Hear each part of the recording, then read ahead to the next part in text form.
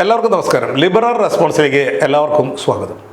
India എന്ന മതേതര രാജ്യത്തെ മതവൽക്കരിച്ച ഒരു 179 രൂപ 20 പൈസയുടെ കഥയാണ് ഞാൻ പറയാൻ പോകുന്നത്.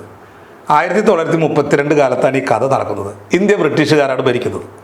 മധ്യപ്രദേശിലെ ഇൻഡോറിലെ സമ്പന്ന മുസ്ലിം കുടുംബാംഗമായിരുന്നു അഡ്വക്കേറ്റ് മുഹമ്മദ് അഹമ്മദ് ഖാൻ. 1932 എന്ന ആ വർഷത്തിൽ മുഹമ്മദ് അഹമ്മദ് ഖാൻ ഷബാനു എന്ന സ്ത്രീയെ വിവാഹം ചെയ്തു.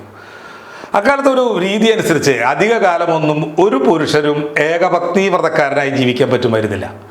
ഒരു സത്യനന്ദിക്കാട് സിനിമയിൽ മോഹൻലാൽ പറയുന്നത് പോലെ വിവിധ പുഷ്പങ്ങളിൽ നിന്ന് തേൻ കുടിക്കുന്ന ഒരു സാംസ്കാരിക പരിസരം അക്കാലത്ത് എല്ലാ മതങ്ങളിലും പുരുഷന് മതം അനുവദിച്ചു കൊടുത്തിട്ടുണ്ടായിരുന്നു. മുഹമ്മദ് ഖാൻ 14 വർഷം പിടിച്ചു നിന്നു. 1947 ഇന്ത്യ സ്വതന്ത്രയായ കാലത്ത് അദ്ദേഹത്തിന് വേറൊരു പുഷ്പത്തിൽ പരാഗണം ആവശ്യമായി വന്നു. പുള്ളി മറ്റൊരു വിവാഹം കൂടെ കഴിച്ചു. 2 ഭാര്യമാരുമായി അദ്ദേഹം 1978 വരെ സസുഖം വാണു. 1978 ഏപ്രിൽ ആയപ്പോൾ പുള്ളി ഷാബാനുവിനെയും 5 മക്കളെയും തലാക്ക് ചൊല്ലി ഉപേക്ഷിച്ചു. അന്ന് ഷാബാനുവിന് വയസ്സ് 62. 1932 നിന്ന് 1978 ആയപ്പോഴേക്കും ഇന്ത്യയിൽ ഒരു ഭരണഘടനയും ഒരു പുരുഷന് ഒരു ഭാര്യ എന്ന ക്രമവും നിലയിൽ വന്നിരുന്നു. ശ്രീരാമൻ സീതയെ ഉപേക്ഷിച്ചതുപോലെ സ്ത്രീകളെ ഡൈവേഴ്സ് ചെയ്ത് എവിടെയെങ്കിലും കൊണ്ട് ഉപേക്ഷിക്കാനൊന്നും അക്കാലത്ത് കഴിയുമായിരുന്നില്ല. അതിന് ചില നിയമങ്ങൾ പാലിക്കേണ്ടതുണ്ടായിരുന്നു. എന്നാൽ അഹമ്മദ് ഖാൻ ജനിച്ചത് ആധുനിക നിയമങ്ങളൊന്നും ബാധകമല്ലാത്ത ഒരു സമുദായത്തിലായിരുന്നു. അവർക്ക് സ്ത്രീകളെ തോന്നും പോലെ കെട്ടാനും തോന്നും പോലെ ഉപേക്ഷിക്കാനും നിയമപ്രകാരം തന്നെ കഴിയുമായിരുന്നു. ആ സമുദായത്തിലെ എല്ലാ കാര്യങ്ങളും ആണുങ്ങളായ ചില മൊല്ലാക്കന്മാരും ആണുങ്ങളായ ചില മുസ്താദുമാരുമാണ് തീരുമാനിച്ചിരുന്നത്. ആ സമുദായത്തിലെ ഭൂരിപക്ഷം വരുന്ന പാവപ്പെട്ട മനുഷ്യർക്ക്, പ്രത്യേകിച്ചും പാവങ്ങളായ സ്ത്രീകൾക്ക് ഒരു അധികാരവും ഇല്ലായിരുന്നു. അഹമ്മദ് ഖാൻ ഷാബാനുവിനെ തലാക്ക് ചൊല്ലി ഉപേക്ഷിച്ചെങ്കിലും തുടർന്നുള്ള മാസങ്ങളിൽ ഷാബാനുവിന് 5 മക്കൾക്കും കൂടെ മാസം 200 രൂപ അയാൾ നൽകി പോന്നു. പിന്നെ അത് മുടങ്ങി. തുടർന്ന് അതേ വർഷം നവംബർ മാസം അയാൾ ഷാബാനുവിനെ മുത്തലാഖ്, അതായത് ട്രിപ്പിൾ തലാഖ് ചൊല്ലി ഒഴിവാക്കി ഫ്രീ ആയി. മുത്തലാഖ് ചൊല്ലിയാൽ പിന്നെ പെണ്ണായി, പെണ്ണിൻ്റെ പാടായി. 5 കുട്ടികളുടെ അമ്മയായ 62 വയസ്സുള്ള വൃദ്ധ ഷാബാനു എവിടെ പോകാനാണ്? പള്ളി പോയി പറഞ്ഞാൽ പള്ളിയിൽ ആണുങ്ങളാണ് ഇരിക്കുന്നത്. ഇക്കാര്യം പറഞ്ഞു തന്നാൽ അവർ പറയുക പള്ളിയിൽ പോയി പറയാനാണ്. അതുകൊണ്ട് ഷാബാനു കോടതിയിൽ അഭയം തേടിച്ചെന്നു. തൻ്റെയും മക്കളുടെയും ജീവിത ചെലവിന് മുഹമ്മദ് ഖാൻ തനിക്ക് ജീവനാംശം നൽകണം എന്ന് ആവശ്യപ്പെട്ടുകൊണ്ട് ഇൻഡോർ കോടതിയിൽ ഷബാനു ഒരു കേസ് കൊടുത്തു. CRPC 125 പ്രകാരം കൊടുത്ത ആ കേസാണ് ജീവനാംശ കേസ്. മുഹമ്മദ് ഖാൻ ഇതിനെ സ്വാഭാവികമായും എതിർക്കുമല്ലോ. അദ്ദേഹം എതിർത്തു. ഇന്ത്യൻ സിവിൽ നിയമങ്ങളല്ല, ഇസ്ലാമിക ശരീഅത്ത് നിയമങ്ങളാണ് മുസ്ലിമിന് ബാധകം എന്ന് അദ്ദേഹം കോടതിയിൽ വാദിച്ചു. ഇദ്ദ എന്ന ഒരു കാലഘട്ടമുണ്ട്. വിവാഹമോചനം കഴിഞ്ഞ് 90 ദിവസം വരെയുള്ള കാലം. ആ കാലത്തേക്കുള്ള ചിലവായി 5400 രൂപ മാത്രമേ തനിക്ക് നൽകാൻ സാധിക്കൂ എന്ന് മുഹമ്മദ് അഹമ്മദ് ഖാൻ ഇൻഡോർ കോടതിയിൽ പറഞ്ഞു. തനിക്കും കുഞ്ഞുങ്ങൾക്കും മാസം 500 രൂപ വേണം എന്നായിരുന്നു ഷബാനു കോടതിയിൽ വാദിച്ചത്. സാധാരണ കോടതികൾ ഇത്തരം കേസുകൾ വരുമ്പോൾ നിയമപുസ്തകം അടച്ച് മിണ്ടാതിരിക്കുകയാണ് ചെയ്യുക. കാരണം നിയമപുസ്തകത്തിന് ഇവിടെ ഒരു വിലയുമില്ല, ശരീഅത്തിനാണ് വില. എന്നാൽ ഇൻഡോർ കോടതിക്ക് ആ സ്ത്രീയോട് അലിവ് തോന്നി. അവർ അഹമ്മദ് ഖാനോട് പറഞ്ഞു, മാസം 25 രൂപയെങ്കിലും ജീവനാംശം മുൻ ഭാര്യയ്ക്ക് നൽകണം. 500 രൂപ ചോദിച്ച് 25 രൂപ വിധിച്ച ആ വിധി ഒരു ന്യായവിധിയല്ലെന്ന് ഷാബാനുവിന് തോന്നി. അവർ ഹൈക്കോടതിയിൽ ഒരു റിവിഷണൽ പെറ്റീഷൻ നൽകി. ഏവരെയും അത്ഭുതപ്പെടുത്തിക്കൊണ്ട് മധ്യപ്രദേശ് ഹൈക്കോടതിയും ഷാബാനുവിനോടൊപ്പം നിന്നു. ശരീഅത്തിനെ തള്ളിയ ഹൈക്കോടതി ഷാബാനുവിനുള്ള ജീവനാംശം ഉയർത്തി. 25 രൂപയിൽ നിന്ന് 179 രൂപ 20 പൈസയായി അവർ ഉയർത്തി ഉത്തരവിട്ടു. എന്നാൽ മുഹമ്മദ് അഹമ്മദ് ഖാൻ അത് അംഗീകരിക്കാൻ തയ്യാറായില്ല. പുള്ളി വക്കീൽ ഭാഗം പഠിച്ച ആളാണ്. ചോറ് ഇന്ത്യൻ ഭരണഘടന വഴിക്കാണെങ്കിലും കൂറ് ശരീഅത്തിനോടാണ്. ശരീഅത്ത് ഇന്ത്യൻ നിയമവ്യവസ്ഥയേക്കാൾ മഹത്തരമാണെന്ന് വിശ്വസിക്കുന്ന കോടിക്കണക്കിന് വിശ്വാസികളിൽ ഒരാളാണ് അദ്ദേഹം. സുഹൃത്തുക്കളെ, ഇന്ത്യയിൽ കുട്ടികളിലേക്ക് മതപഠനശാലകളിലൂടെ ചിലർ അന്ധവിശ്വാസം കുത്തിക്കയറ്റുന്നു. ചിലർ ഞായറാഴ്ചകളിൽ പള്ളികളിലേക്ക് വരുത്തി അന്ധവിശ്വാസം കുത്തിക്കയറ്റുന്നു.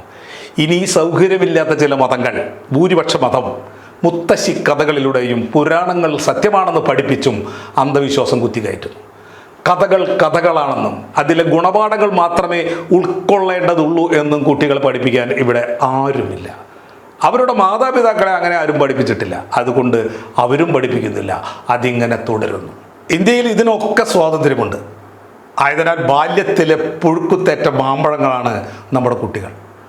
മതവും മാതാപിതാക്കളും ബാല്യത്തിലെ കുട്ടികളിൽ കുത്തിക്കയറ്റുന്ന അന്ധവിശ്വാസ വിഷം അത് ഇറക്കാൻ ആകെ ഒരു പോംവഴി മാത്രമേ ഉള്ളൂ. അതാണ് ആധുനിക വിദ്യാഭ്യാസം. Actually it is an antivenom. എന്നാൽ ഇന്ത്യയിലെ വിദ്യാഭ്യാസ സമ്പ്രദായത്തിൽ ലിബറലിസത്തിൻ്റെ ഈ ആൻറ്റിവനം കുറവാണ്. സ്വാഭാവികമായും ചെറുപ്പത്തിൽ തന്നെ മതപഠനത്തിൻ്റെ പുഴുക്കുത്തേറ്റ കോടിക്കണക്കിന് മനുഷ്യരായി ഇന്ത്യക്കാർ മാറിയിരിക്കുന്നു. അവർ മരണം വരെ പ്രാകൃതരായി ജീവിച്ച് അവർ മരിക്കുന്നു. ഇക്കാര്യത്തിൽ അഹമ്മദ് ഖാനും രാമകൃഷ്ണനും ജോസഫും ഈ സജീവൻ അന്തിക്കാടും തമ്മിൽ ഭേദമില്ല. അഹമ്മദ് ഖാൻ ഹൈക്കോടതി വിധി അംഗീകരിച്ചില്ല. അദ്ദേഹം സുപ്രീം കോടതിയിൽ അപ്പീൽ പോയി. അവിടെ കൊടുത്ത അന്യായത്തിൽ അദ്ദേഹം പറഞ്ഞു, ഷാബാനുവിൻ്റെ കാര്യത്തിൽ എനിക്കിനി ഉത്തരവാദിത്വമില്ല. മൊഴി ചൊല്ലിയ പെണ്ണിന് ഇസ്ലാമിക ആചാരപ്രകാരം നൽകാനുള്ളത് ഞാൻ നൽകി കഴിഞ്ഞിട്ടുണ്ട്. ഇനി ഒന്നും കൊടുക്കാനില്ല. 1981 ഫെബ്രുവരി 3 ജസ്റ്റിസ് മുർത്തസ ഫസൽ അലി, ജസ്റ്റിസ് വരദരാജൻ എന്നിവരുടെ സുപ്രീം കോടതി ബെഞ്ച് ഒരു വിധി പുറപ്പെടുവിച്ചു. അവർ പറഞ്ഞു, CRPC 125 എന്ന ജീവനാംശത്തിനുള്ള അർഹത മുസ്ലിങ്ങൾക്കും ബാധകമാണ്. ജീവനാംശം കൊടുത്തേ പറ്റൂ. എന്നാൽ അവർ ഈ വിഷയം ഒരു വലിയ ബെഞ്ച് പരിഗണിക്കണം എന്ന അഭിപ്രായക്കാരായിരുന്നു. അവർ ഒരു വിശാല ബെഞ്ചിലേക്ക് ഈ കേസ് റെഫർ ചെയ്തു. പ്രഗത്ഭരായ ജഡ്ജിമാർ ചീഫ് ജസ്റ്റിസ് YV ചന്ദ്രചൂഡ്, ജസ്റ്റിസുമാരായ Ranganatha Mishra, DA Desai, O Chinnappa Reddy, ES വെങ്കിട്ടരാമയ്യ ഇവരുടെ വിശാലമായ ഭരണഘടനാ ബെഞ്ചിന് ഈ കേസ് വിധി പറയാൻ വിട്ടുകൊടുത്തു. പണ്ഡിതരും പ്രഗത്ഭരും നിയമവിശാരദന്മാരുമായ ഈ ജഡ്ജിമാർ ഈ കേസിന് വേണ്ടി ശരിയത്ത് നിയമങ്ങളും ഖുറാനും ഹദീസും മറ്റ് ഇസ്ലാമിക ഗ്രന്ഥങ്ങളും മനസ്സിരുത്തി പഠിച്ചു. ഇന്ത്യൻ നിയമവ്യവസ്ഥയുടെ കണ്ണിലൂടെ അതെല്ലാം വിലയിരുത്തിയ ശേഷം സുപ്രീം കോടതിയുടെ ഈ 5 ന്യായാധിപന്മാരും മുഹമ്മദ് അഹമ്മദ് ഖാൻ്റെ അപ്പീൽ തള്ളി. വെറും തള്ളലല്ല, ഒരേ സ്വരത്തിൽ തള്ളി. ജാതി മത വർഗ ഭേദമന്യേ CRPC 125 എല്ലാവർക്കും ബാധകമാണ് എന്നവർ വ്യക്തമാക്കി. ഇന്ത്യൻ നിയമവ്യവസ്ഥ അനുസരിച്ച് മാത്രമല്ല, ഖുർആൻ അനുസരിച്ച് തന്നെ വിവാഹമോചനം ചെയ്യപ്പെടുന്ന സ്ത്രീയെയും മക്കളെയും സംരക്ഷിക്കാൻ ഭർത്താവിന് ബാധ്യതയുണ്ട്. ഇതും കോടതി വിധിച്ചു. അതോടൊപ്പം കോടതി ഏകീകൃത സിവിൽ കോഡിനെ പറ്റിയും പറഞ്ഞു. എല്ലാവർക്കും ബാധകമായ തരത്തിൽ ആർട്ടിക്കിൾ 44 പറയും പ്രകാരം ഏകീകൃത സിവിൽ കോഡ് കൊണ്ടുവരാത്തതിൽ കോടതി അന്ന് ഖേദം പ്രകടിപ്പിക്കുകയും ചെയ്തു. പരമോന്നത കോടതിയുടെ ഈ വിധി വലിയ രീതിയിലുള്ള പ്രതികരണങ്ങളാണ് ഉണ്ടാക്കിയത്. അത് മുസ്ലിങ്ങളിലും അമുസ്ലിങ്ങളിലും ഒരേപോലെ പ്രതികരണമുണ്ടാക്കി. രാജീവ് ഗാന്ധി ആയിരുന്നു ആ സമയം പ്രധാനമന്ത്രി. സുപ്രീം കോടതി വിധി നടപ്പാക്കേണ്ട ബാധ്യത ആ സർക്കാരിനുണ്ട്. ഷബാനു എന്ന നിരാലംബയായ 60 വയസ്സ് കഴിഞ്ഞ ഒരു വൃദ്ധ, 5 കുട്ടികളുമായി അവർ എവിടെ പോകും? അവർക്ക് നീതി നൽകാനാണ് സുപ്രീം കോടതി പറഞ്ഞത്. ജഡ്ജിമാർ വെറുതെ വിധിച്ചതല്ല, മറിച്ച് ഖുറാനും ഹദീസും വായിച്ച് അത് പഠിച്ചപ്പോൾ അവർ മനസ്സിലാക്കി, ഒരു പാവം വൃദ്ധയെയും കുഞ്ഞുങ്ങളെയും സഹായിക്കുന്നതിനെ ഒരു ഖുറാനും തടയുന്നില്ല. ഈ ന്യായവിധിയെ എതിർക്കാമെന്നവർ നിസ്സാരക്കാരായിരുന്നില്ല. കേസിൽ കക്ഷി ചേർന്നിരുന്ന Muslim personal law board, Jamiatul Ulama Hind, കേസിൽ കക്ഷി ചേർത്ത ജമാഅത്തെ ഇസ്ലാമി തുടങ്ങി പല മുസ്ലിം സംഘടനകളും കോടതി വിധിക്കെതിരെ മുന്നോട്ട് വന്നു. ഖുറാൻ പഠിച്ച് പുറപ്പെടുവിച്ച ആ വിധിയെ ഖുറാൻ കൊണ്ടല്ല അവർ എതിർത്തത്. ഒന്നും അറിയാത്ത വിശ്വാസികളോട് തെരുവിലിറങ്ങി കലാപം ചെയ്യാൻ ആഹ്വാനം ചെയ്യുകയാണ് അവർ ചെയ്തത്. മുംബൈയിലാണ് അതിൻ്റെ ഏറ്റവും വലിയ രോഷപ്രകടനം അരങ്ങേറിയത്. ഇസ്ലാം അപകടത്തിൽ എന്ന മുദ്രാവാക്യം എങ്ങും മുഴങ്ങി. ഈ മുദ്രാവാക്യം കേട്ടപ്പോൾ ഇന്ത്യയിലെ മതേതരായ മനുഷ്യർ പരസ്പരം ചോദിച്ചു, ഒരു മനുഷ്യൻ അവൻ്റെ കാമകേളിയിലുണ്ടായ 5 കുട്ടികൾക്ക് മാസം 179 രൂപ 20 പൈസ ജീവനാംശം കൊടുത്താൽ ഇസ്ലാം എങ്ങനെയാണ് അപകടത്തിലാവുക? ഇസ്ലാം മതത്തിലെ ഉൽപ്പതിഷ്ണുക്കളും ഇത് തന്നെ ചോദിച്ചു. അന്ന് രാജീവ് മന്ത്രിസഭയിലെ രോഷാകുലനായ ഒരു മതേതര മന്ത്രിയായിരുന്നു ഇന്നത്തെ കേരള ഗവർണർ. അദ്ദേഹവും ഇത് തന്നെ ചോദിച്ചു. ഒരു പിടിയുമില്ല, ആരും ഉത്തരം പറഞ്ഞതുമില്ല. ഇസ്ലാം അപകടത്തിൽ എന്ന മുദ്രാവാക്യം വിളിച്ച് 5 ലക്ഷം ആളുകളാണ് മുംബൈയിൽ പ്രകടനവുമായി എത്തിയത്. ആവേശത്താൽ അവർ വിളിച്ചു, ശരീഅത്ത് ബച്ചാവോ, ശരീഅത്തിനെ സംരക്ഷിക്കും. വർഗീയതയുടെ തീ എരിയാൻ തുടങ്ങുകയായിരുന്നു. ആ എരുതിയിൽ എണ്ണ ഒഴിക്കാൻ വേണ്ടി മുല്ലമാർ ഒത്തുപിടിച്ചു. അവർ കഥയറിയാത്ത പാവം വിശ്വാസികളുടെ കാതിൽ വീണ്ടും വീണ്ടും മന്ത്രിച്ചു, ഇസ്ലാം അപകടത്തിൽ. സത്യത്തിൽ എന്തൊക്കെയാണ് അന്ന് മതനേതാക്കൾ ഈ നിഷ്കളങ്കരായ മുസ്ലിങ്ങളിൽ നിന്ന് മറച്ചുവെച്ചത്? പ്രധാനമായും ഇന്ത്യയിൽ ബാധകമായ ശരീഅത്ത് നിയമങ്ങളെക്കുറിച്ചാണ്. ഇന്ത്യയിൽ ശരീഅത്ത് നിയമം മുസ്ലിങ്ങളുടെ വെറും 4 കാര്യങ്ങളിൽ മാത്രമേ ഇടപെടുന്നുള്ളൂ: വിവാഹം, വിവാഹമോചനം, ജീവനാംശം, പിന്തുടർച്ചാവകാശം. ബാക്കി എല്ലാറ്റിലും ഇന്ത്യയിലെ എല്ലാവരും പാലിക്കുന്ന നിയമങ്ങൾ തന്നെയാണ്. എല്ലാവർക്കും ഒരേപോലെ അത് ബാധകവുമാണ്.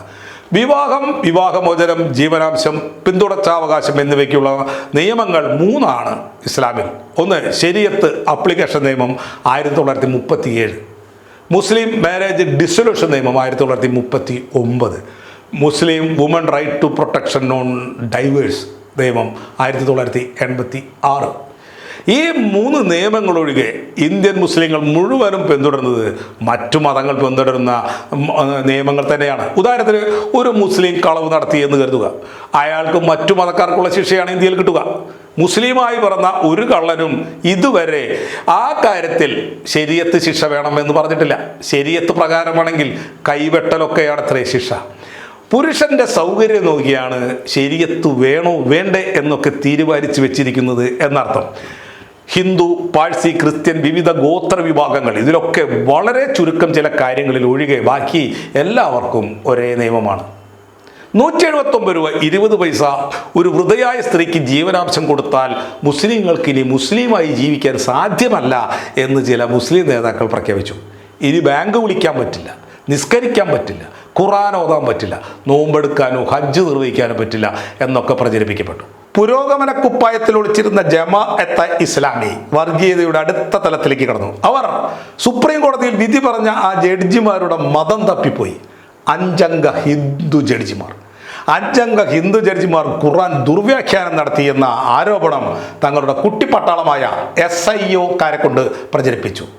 സ്ത്രീ വിമോചനം ഇസ്ലാമിലൂടെ എന്ന മുദ്രാവാക്യവുമായി സിമിയുടെ നേതൃത്വത്തിൽ പെൺകുട്ടികൾ പ്രകടനം നടത്തി.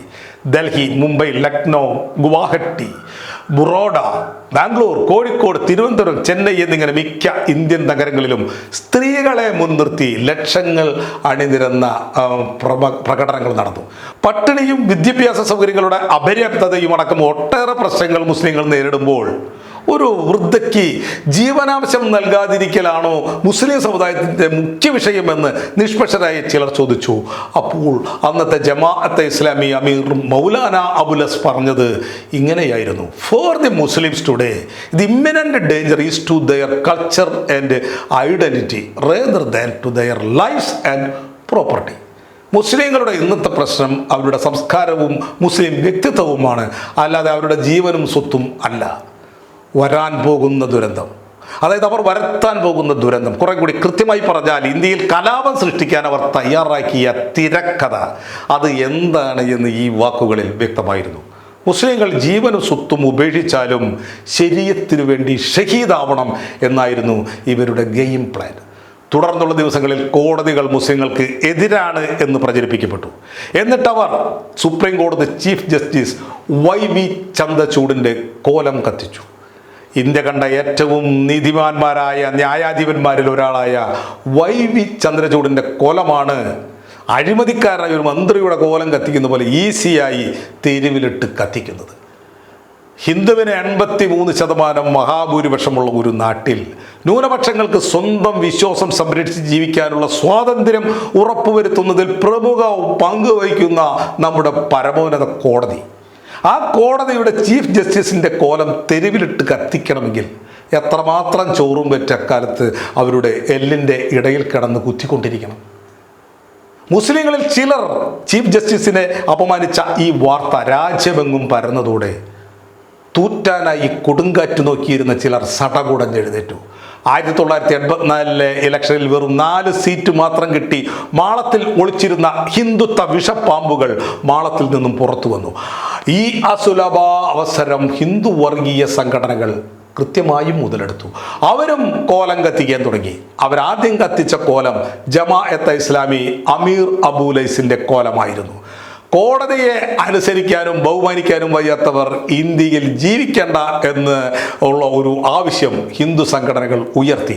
അന്ന് തുടങ്ങി വെച്ചതാണ് ഈ പാകിസ്ഥാനിലേക്ക് പോ എന്ന മുദ്രാവാക്യം എന്നർത്ഥം.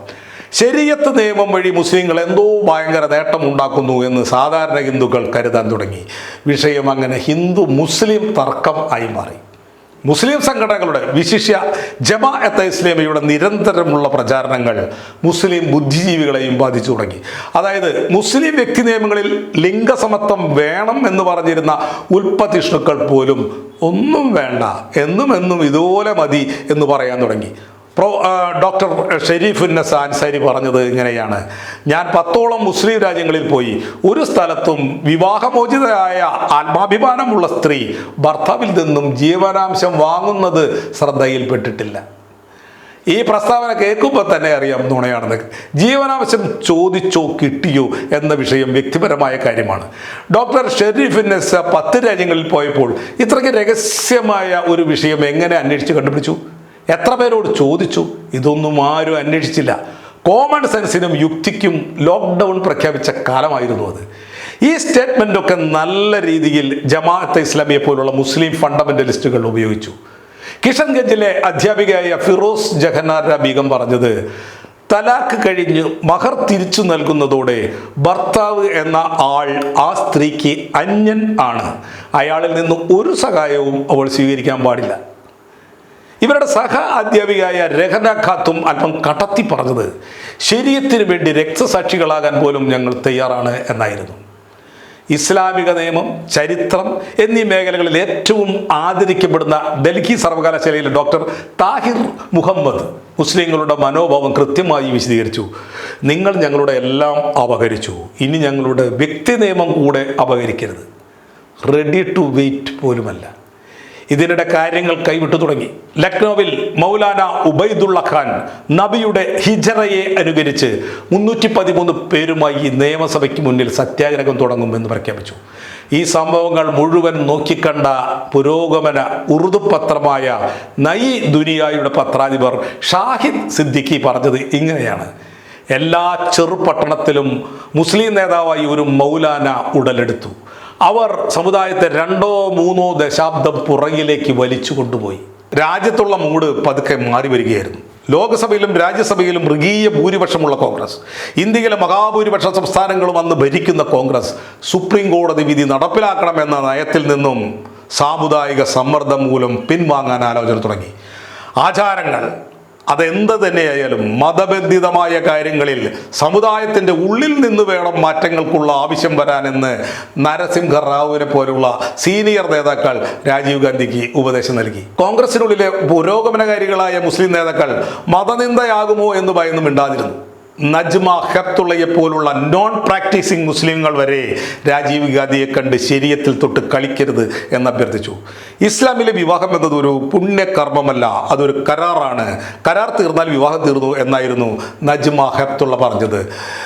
ഇസ്ലാം എത്രത്തോളം പുരോഗമനപരമാണെന്നും വിവാഹം എന്ന കെട്ടുബാധ്യതയില്ലാത്ത സമൂഹമാണ് ഇസ്ലാം വിഭാവന ചെയ്യുന്നതെന്നും അതൊരിക്കലും സ്ത്രീവിരുദ്ധം അല്ല എന്നുമൊക്കെ ഉള്ള മുസ്ലിം ബുദ്ധിജീവികളുടെ വ്യാഖ്യാനങ്ങൾ ഇന്ത്യ മുഴുവൻ പരക്കാൻ തുടങ്ങി.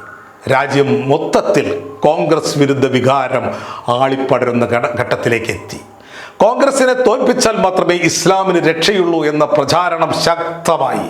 പ്രബോധനം ഉൾപ്പെടെയുള്ള മാസികകൾ കോൺഗ്രസ് നശിച്ചാൽ മാത്രമേ മുസ്ലിങ്ങൾക്ക് ഈമാനോടെ ജീവിക്കാൻ സാധിക്കൂ എന്ന് പ്രഖ്യാപിച്ചു.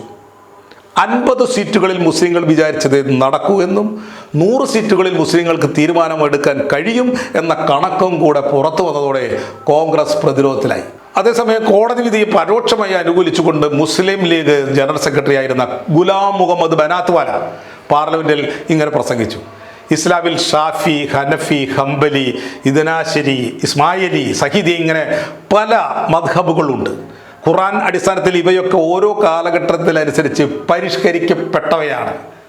അപ്പോൾ മുസ്ലിം ലീഗും കോൺഗ്രസിൻ്റെ കൂടെ ചേർന്ന് മുസ്ലിങ്ങളെ വഞ്ചിക്കുകയാണ് എന്ന ഒരു ആരോപണം വീണ്ടും ഉയർന്നു. അങ്ങനെ മുസ്ലിം ലീഗിനെതിരെയുള്ള പ്രചരണമായി അത് മാറാൻ തുടങ്ങിയപ്പോൾ ലീഗുമായി ബന്ധമുള്ള സുന്നി സംഘടനകളുടെ സമ്മർദ്ദം കൂടി ആയതോടെ ലീഗും ചുവടുമാറ്റി. അതായത് രാജ്യത്ത് 3 ചേരികൾ രൂപം കൊണ്ടു. ഒന്ന്, ശരീഅത്ത്വാദികൾ, അതായത് ജമാഅത്തെ ഇസ്ലാമിയും ഇസ്ലാമിക പേഴ്സണൽ ലോ ബോർഡും നേതൃത്വം നൽകുന്നത്. രണ്ടാമത്തെ ഗ്രൂപ്പ് ഏക സിവിൽ കോഡ്വാദികൾ, RSS, CPM, മറ്റ് ഇടതുപക്ഷ കക്ഷികൾ. മൂന്നാമത്തെ, കോടതി വിധി നടപ്പാക്കുകയോ സമുദായം വഴങ്ങുന്നില്ല എങ്കിൽ സമുദായത്തിനകത്തുള്ള ചർച്ചകൾ അനുസരിച്ച് നിയമനിർമ്മാണം നടത്തുകയോ അങ്ങനെയൊക്കെ കരുതുന്ന കോൺഗ്രസ് പാർട്ടി അയഞ്ഞ നിലപാട് ഉള്ളവർ. സുഹൃത്തുക്കളെ, ഈ പ്രഭാഷണത്തിൻ്റെ ആദ്യ ഭാഗം ഇവിടെ അവസാനിക്കുകയാണ്. ഈ ടോക്കിന് വേണ്ടി ഡാറ്റകൾ തന്ന് ഹാരിസ് അറബി എന്ന കുന്നും പുറയ്ക്കും നന്ദി. ഇനി പറയാനുള്ളത് ഈ കളിയിൽ നന്നായി കളിച്ച ചോപ്പിനെയും കാവ്യയെയും കുറിച്ചാണ്. അത് അടുത്ത ഘട്ടത്തിലാവാം. നന്ദി, നമസ്കാരം.